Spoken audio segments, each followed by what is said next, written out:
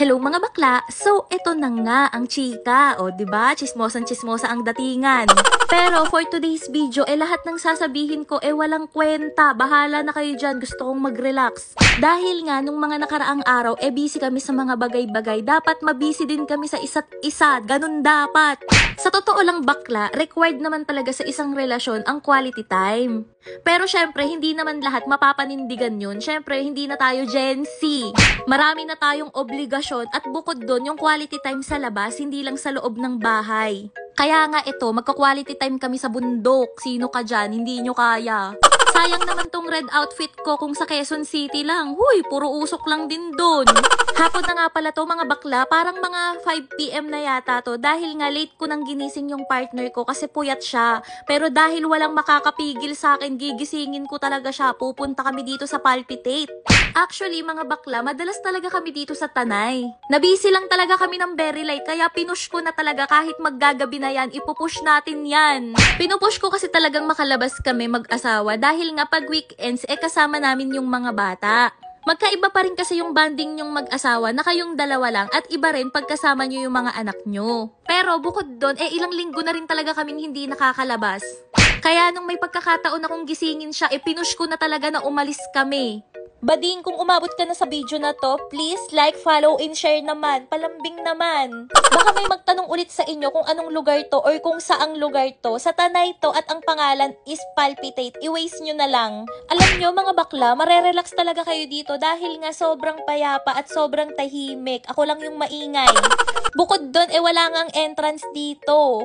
Kanina nga, bago kami pumunta dito sa Palpitate, kumain na kami sa Jollibee dahil hindi na kaya ng gutom namin. Tapos ngayon, wala na, busog na kami. Sayang, gusto ko pa naman magpasta. Sa bagay, okay na din yun. Baka naramdaman ko yung totoong Palpitate sa bill kung kumain ako ng pasta dito.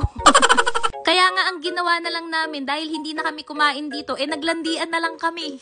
Charis lang mga bakla, baka mainggit kayo. Nag-selfie-selfie na nga lang ako dito kasi nga napakaganda ng view. Sasamantalahin ko na to mga bading dahil nga pag uwi namin puro bubong na ang view.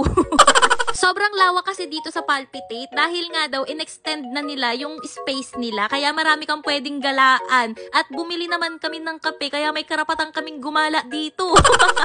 At sobrang babait din ng mga staff, hindi sila maldita. Hindi katulad sa mga nurse ng public hospital, manganganak ka na lang, sisermonan ka pa. Maiba tayo mga bading. Alam nyo, bukod sa ganda ng lugar, ang pinaka-importante, dapat maganda ako. Eme lang. Eto na, totoo na talaga. Ang pinaka-importante talaga dapat, walang kabit yung asawa mo.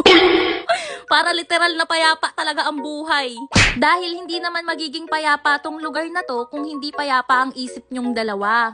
Buti na lang talaga at tapos na ako sa toxic relationship. Mga bakla kayo ng taon, pinaranas nyo pa sa akin. Sa mga niloloko dyan, huwag nyong iiwanan yung mga asawa nyo, baka mapunta pa sa iba. Kaya sa mga niloloko dyan, kapit lang be. Huwag nyo nang hayaang may masaktang pang iba o kaya lasunin nyo na lang hanggang mamatay. Anyway, kung nahanap nyo na yung partner na para sa inyo, ito lang yung advice ko. Magbanding kayo ng magbanding para mas makilala nyo pa yung isa't isa. At kung matagal naman na kayo, huwag nyong hayaang mawala yung banding na yun. At ang maa-advise ko pa ulit, mag-explore kayo ng mag-explore hanggang mapagod kayo tapos maghiwalay na lang kayo pag pagod na kayo. Eme lang mga bakla, pero sa totoo lang, sobrang dami nyong pwedeng i-explore pa sa mundong ibabaw. Try nyo kaya yung helicopter o yung ice cream. Joke lang, mga bakla talaga kayo, pero communication is the key talaga. Lagi nyong i-check yung partner nyo kung okay lang ba sila, masaya ba siya, or may cravings ba siya, mga ganun. Hindi yung puro sarili nyo lang, o sige na, salamat sa panonood.